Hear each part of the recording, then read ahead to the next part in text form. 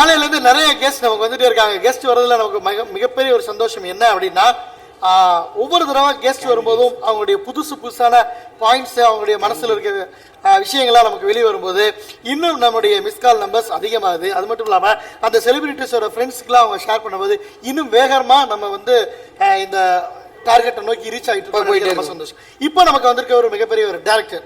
S, டேரக்டர்ன்றப்ப வந்து captain of the ship அப்படின்னு நம்ம விக்கி ஸ்டைலில் தான் சொல்லணும். சின்ன திரையிலேருந்து பெரிய திரைக்கு நிறைய நடிகள் வந்துட்டு இருந்தாலும் இவருக்கு ஒரு முக்கியமான ஒரு பங்கு இருக்கு. ஏன்னா வந்து நல்ல திறமைகள் எங்கே இருக்கோ அதை வந்து அழகாக கொத்தி எடுத்து அவங்கள கரெக்டாக அந்த ப்ராஜெக்ட்ஸ் ரிலீஸ் பண்ணுறாரு. இந்த படமே ஒரு வித்தியாசமான கதைகளாக தான் இருந்துச்சு. வெண்ணிலா வீடு திரைப்படத்தின் டைரக்டர் திரு வெற்றி மகாலிங்கம் அவர்களே அன்புடன் மேடை கிடைக்கிறோம். நல்ல ஒரு கைத்தறி கொடுக்கலாம்.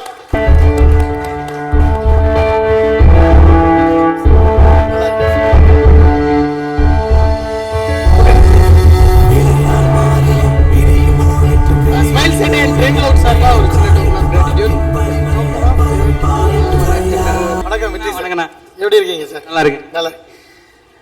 உங்களோட அடுத்த படத்துல நீங்க ஹீரோவா சார்? இப்ப மருதாண்ட சீமைன்னு ஒரு படம் எடுத்துட்டு இருக்கேன். அதுல நான் நடிக்கல. அடுத்த படத்துல நீங்க சொல்ற நடிக்கிறேன். ரொம்ப தேங்க்யூ சார். நீங்க நேர்ல வந்ததுல எங்களுக்கு ரொம்ப ரொம்ப சந்தோஷம், மகிழ்ச்சி. நிறைய பேர் வந்து வாழ்த்துக்கள் தெரிவிக்கிறாங்க. அவங்க உங்களால முடிஞ்ச மாதிரி பண்றாங்க. நேர்ல வந்து விஷ் பண்ணும்போது எங்களுக்கு இந்த டீமுக்கு இன்னும் கொஞ்சம் இதா இருக்கும். உங்களுக்கு சொந்த ஊர்ல சார்? எனக்கு விருதுநகர் மாவட்டம் நரிக்குடி. ஆஹா, சிறகுண்டான் மாணிக்கம்ன்ற கிராமம். சிறப்பு சிறப்பு சிறப்பு. நீங்க எத்தனை முறை சார் ஓட்டு போட்டிருக்கீங்க? நான் 6 முறை ஓட்டு போட்டிருக்கேன். 6 முறை. 6 முறைனா இல்ல இல்ல 4 முறை. 4 முறை. அதுல இடைத்தேர்தல் 2 இருக்குல்ல சார்? ஆமா, 4 முறை ஓட்டிருக்கேன். மதுரையில இருக்கிறப்ப 2 முறை போட்டிருக்கேன். இங்க 4 முறை போட்டிருக்கேன். 4 முறை. Super super. ஸோ அண்ணே, இப்போ வந்து இப்போ நிறைய பேர் வந்து ஓட்டு போடுறது வந்து ஒரு மாதிரி என்ன சொல்றது, எதுக்கு ஓட்டு போடணும் அப்படிங்கிற மாதிரி கேள்வி கேட்குறாங்க. நீங்க அவங்களுக்கு என்ன சொல்லணும்னு நினைக்கிறீங்க? ஓட்டு போடுறதோட முக்கியத்துவத்தை சொல்லுங்க. ஒரு டைரக்டர்ன்ற பாணியில் உங்களுடைய ப்ரெசன்டேஷன் வேற மாதிரி இருக்கும், கண்டிப்பாக தெரிவிக்கணும். நிச்சயமா. இந்த சமூக வலைத்தளங்கள் முழுமையா ஆதிக்கம் அடைஞ்சிருக்கிற டைம்ல சந்திக்கிற முதல் தேர்தல் இது. இதை நான் என்னோட கணக்குல கூட தொடர்ந்து நான் எழுதிட்டு இருக்கேன். கண்டிப்பா. ஆமா. என்னன்னா நிச்சயமா இந்த முறை வந்து அந்த நம்ம சொல்றோம் இல்லையா, இந்த இது கூட இல்லைன்னு நினைக்கிறேன்.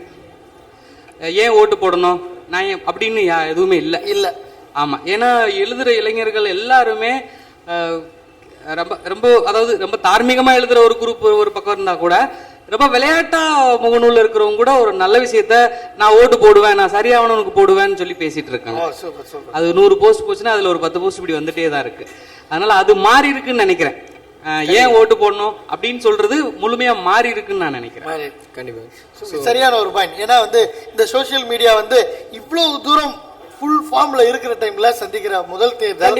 அதனால வந்து நல்லதோ கெட்டதோ ஒரு தெரியாமலே நான் ஓட் பண்ண விதியா அப்படின்னு சொல்றதுக்காவது இந்த இளைஞர்கள் கண்டிப்பா ஓட்டு போடுவாங்க அப்படின்ற ஒரு பாயிண்ட் மட்டும் வச்சாங்க. ஸோ அதே மாதிரி இப்போ ஃபர்ஸ்ட் ஜென்ரேஷன் ஓட்டர்ஸ் அதிகமாக இருக்கிறாங்க. இந்த தடவை தான் வந்து ரொம்ப அதிகம்னு. ஸோ அவங்க வந்து ஓட்டு போடுறதுக்கு முன்னாடி எதையெல்லாம் மனசில் வச்சுட்டு அவங்க ஓட்டு போடணும் நம்ம தான் சொல்லணும் அவங்களுக்கு. ஸோ நீங்கள் என்ன சொல்ல விரும்புறீங்க? அவங்களுக்கு எதை மனசில் வச்சுட்டு ஓட்டு போடணும்னு சொல்லுவாங்க?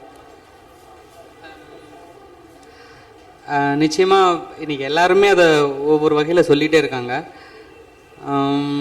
இப்போ நடந்துட்டு இருக்கிற நம்ம ஊழல் எல்லாத்தையுமே எல்லாருக்கும் தெரியுது இந்த டைமில். அதனால நான் இந்த வாக்கு அப்படின்றத பற்றியே நான் ஃபியூச்சரில் ஒரு வாக்களிப்பது எதுக்கு அளிக்கணும் அப்படின்றத பேஸ் பண்ணியே நான் அடுத்து ஒரு நல்ல படம் எடுக்கிறதா பிளான்ல. ரொம்ப முக்கியமான ஒரு விஷயம் அது. ஒரு பதிலா இல்ல, ஒரு 2.5 மணி நேரம் காவியமாவே உங்களுக்கு நான் கொடுக்கிறேன். ஆமா, அதை பார்க்கும்போது இன்னைக்கு இவ்வளோ பேரு இப்படி ஒரு அமைப்பு, இப்படி ஒரு வேலை, இப்படி ஒரு விஷயம் நடக்குதுன்றதே இந்த இளம் வாக்காளர்கள்ட்ட பெரிய விழிப்புணர்வை ஏற்படுத்தி நான் ஏன் வாக்களிக்கணும், இல்ல வாக்களிக்கணுமா வேணாமா அப்படின்ற யோசனையெல்லாம் இல்லாத அளவுக்கு நிச்சயமா இந்த முறை பெரிய மாற்றத்தை கொடுப்பாங்கன்றதுல எனக்கு நம்பிக்கை இருக்கு.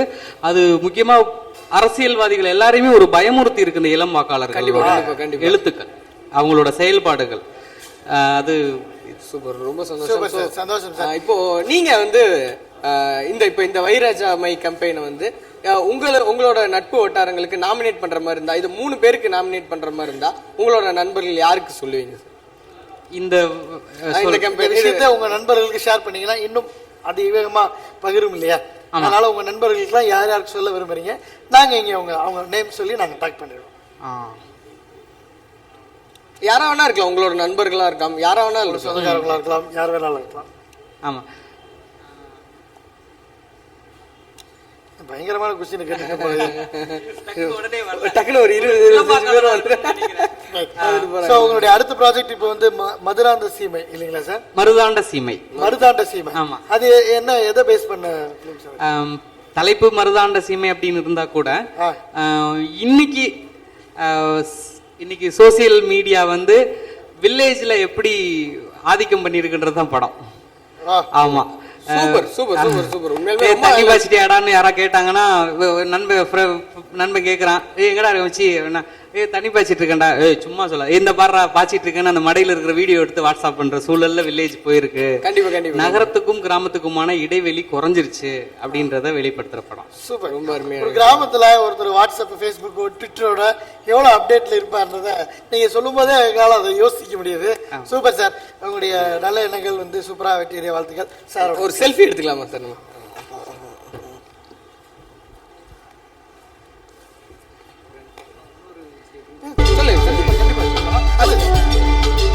அப்புறம் இன்னொரு முக்கியமான விஷயம், இப்போ இந்த தேர்தல் இதை பத்தி நானே என் நண்பர்கள்லாம் ரொம்ப தீவிரமா பேசுவோம். அரசியல் டைரக்டரா இருந்தா கூட ஒரு கட்சி சார்ந்துன்னு வச்சுக்கோங்களேன், அது வேற. பட் பொதுவா பேசுவோம். அப்படி இளம் வாக்காளர்கள் இந்த எலெக்ஷனை பெருசா மாத்த போறாங்க. அதுல உண்மை. அதுல ஒண்ணு என்னன்னா, ஒரு இளம் வாக்காளனோட வீரியம் எப்படி இருக்கும் அப்படின்னு நாங்களா ஒரு இது பண்ணியிருக்கோம். அவன் டீ கடையில பேசுவான், ஃபேஸ்புக்ல போடுவான், ஃப்ரெண்டுகிட்ட போன்ல பேசுவான். இப்படி இதெல்லாம் வச்சு அவனால ஒரு 8 பேரை நிச்சயமா மனசை மாத்தி நல்ல வாக்களிக்க வைக்க முடியும்ன்ற ஒரு இளைஞனால நாங்க நிச்சயமா 8 வாக்க நல்ல வாக்கா மாத்த முடியும். ஒரு இளைஞனா, இளம் வாக்காளனால. நாங்க ஃப்ரெண்ட்ஸ் எல்லாம் சேர்ந்து ஒரு அவன் வந்து இத்தனை இடத்த மீட் பண்ணுவான், இவ்வளவு பேரை மைண்ட் மாத்திடுவான். ஆமா, டீ கடையில பேசுவான், யாருக்கிட்டயாவது பேசுவான், தன்னோட பெண் தோழிட்ட சாட்டிங்ல பேசுவான். இப்படியா ஒரு 8 பேரை அவனால வாக்களிக்க கொண்டு வர முடியும். அது நல்ல வாக்கா கொண்டு வர முடியும். சூப்பர் சூப்பர், ரொம்ப தேங்க்யூ சார். அது இந்த இடத்துல எனக்கு சொல்றது கிடைச்சது ரொம்ப. அந்த மாதிரி இளைஞர்கள் தான் இப்போ 1 கோடி பேர் இருக்கிறதுல தான் 5% தான் நாங்கள் பிடிச்சிருக்கோம். 5 லட்சம் நோக்கி நம்மளுடைய டிராவல்ல 1,12,625 அப்படின்ற இடத்துல நம்ம இங்க இருக்கிறோம். Thank you thank you thank you sir. ஒரு செல்ஃபி சார். விளையால் மாறிய விரியுமோ எட்டும் வெளியில் ஊறிய நீரும் காயட்டும் வாக்கின் வலிமை